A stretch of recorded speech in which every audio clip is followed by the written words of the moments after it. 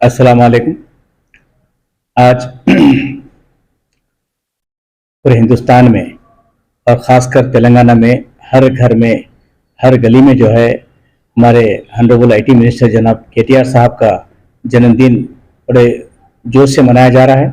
आपने देखा होगा सोशल मीडिया पे जितना सोशल मीडिया पे केटीआर साहब का जो आज बर्थडे का जो विशेष चल रहे हैं, शायद ही किसी लीडर को इतनी पॉपुलरिटी नहीं होगी।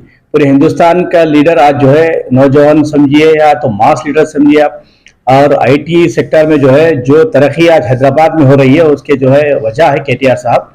तो केटीआर साहब को जो है खासकर मेरी तरफ से दिल की मुबारकबाद हम पेश करते हैं कि आपका जन्मदिन मुबारक हो आपको, और अल्लाह ताला आपको सेहत दे और हमेशा आपको जो है तरक्की दे। कि आज इस मौके पर जो है आपने जो एक स्लोगन दिया था गिफ्ट ए स्माइल, के पेपर एड्स टीवी एड्स ना दें, जो भी हो सकता है वही पैसों से गरीबों की मदद करें, जो आपने कहा था उसी को हम अमल करते हुए आ रहे हैं।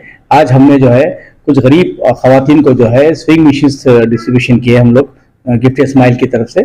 तो हमने जो है हमेशा जो है आपके हुक्म को हमेशा जो है हम जो है एक्सेप्ट किए हैं।